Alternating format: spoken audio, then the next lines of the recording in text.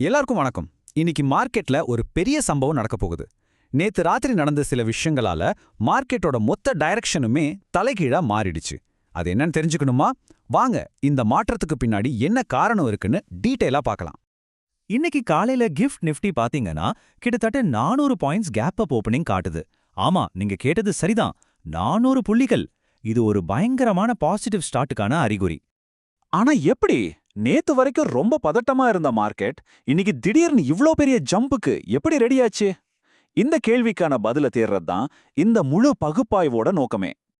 இந்த கேள்விக்கான முக்கியமான பதில் மத்திய கிழக்கிலிருந்து வந்த செய்திகள்ல தான் ஒளிஞ்சிருக்கு. ஆமா, நேத்து ராத்திரி அங்க நடந்த சில முக்கியமான அரசியல் நகர்வுகள் தான் இந்த உலகளாவிய மாற்றத்துக்கு மூல காரணம்.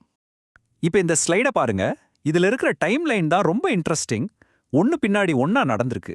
முதல்ல ஈரான் ஜனாதிபதி போரை முடிக்க விரும்புறதா ஒரு சிக்னல் கொடுத்தாரு. அடுத்ததா ட்ரம்ப் ஒரு சோஷியல் மீடியா போஸ்ட் மூலமா அமெரிக்கா இதிலிருந்து விலகிக்கலான்னு ஒரு டோன்ல பேசினாரு. கடைசியா இந்த போர் சீக்கிரம் முடிஞ்சிரும்னு ஓப்பனாவே சொல்லிட்டாரு.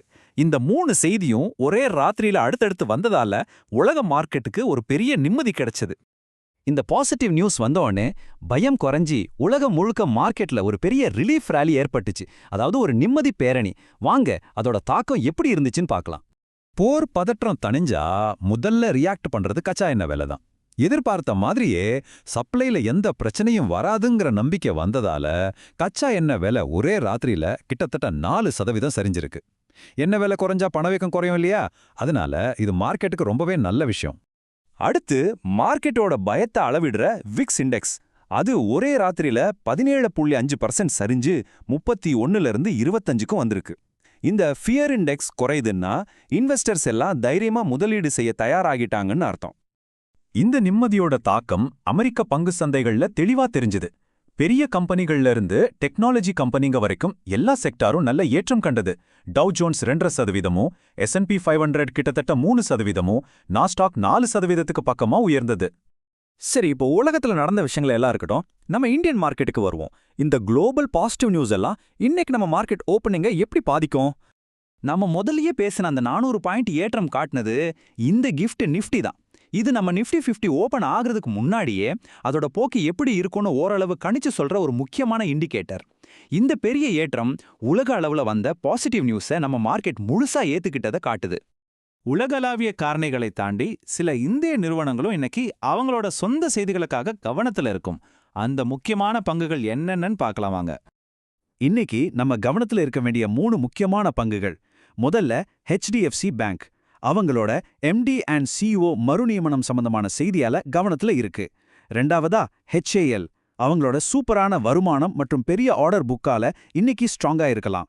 கடைசியா ரிலையன்ஸ். அவங்களோட ஏற்றுமதி சாதனைகளால இன்னைக்கு பாசிட்டிவா பார்க்கப்படுது. இப்போ இந்த ஸ்லைட பாருங்க. இது மார்க்கெட்டுக்குள்ள நடக்கிற ஒரு பெரிய போராட்டத்தை காட்டுது. போன திங்கட்கிழமை ஃபாரின் இன்வெஸ்டர்ஸ் கிட்டத்தட்ட 11,000 கோடி ரூபாய்க்கு பங்குகளை வித்திருக்காங்க. ஆனா அதே சமயம் நம்ம டொமஸ்டிக் இன்வெஸ்டர்ஸ் 15,000 கோடி ரூபாய்க்கு பங்குகளை வாங்கி மார்க்கெட்டை ஒரு பெரிய சரிவுலேருந்து காப்பாத்திருக்காங்க. இது ஒரு பெரிய பலப்பரிச்ச மாதிரி இருக்கு.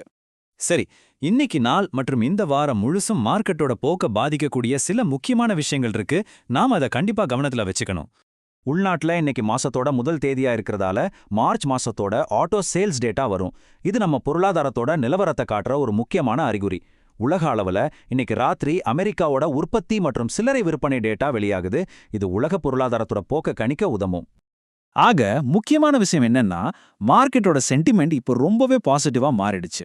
ஆனா இது போர் முடிஞ்சிடுச்சுன்னு வந்த நியூஸால வரல, போர் சீக்கிரம் முடிஞ்சிடுங்கிற ஒரு எதிர்பார்ப்பால வந்திருக்கு. அதனால நிலைமை இன்னும் முழுசா மாறலங்கிறத நம்ம ஞாபகத்துல வச்சுக்கணும். கடைசியா ஒரு முக்கியமான குறிப்பு. இந்த பகுப்பாய்வில் நாங்க ஷேர் பண்ணின எல்லா தகவல்களும் உங்களுடைய கல்வி நோக்கத்துக்காக மட்டும்தான். இது எந்த வகையிலையும் முதலீட்டு ஆலோசனை கிடையாது. எந்த ஒரு முதலீட்டு முடிவை எடுக்கிறதுக்கு முன்னாடியும் தயவு செஞ்சு உங்க நிதி ஆலோசகர்கிட்ட கலந்து பேசுங்க. பார்த்ததற்கு நன்றி.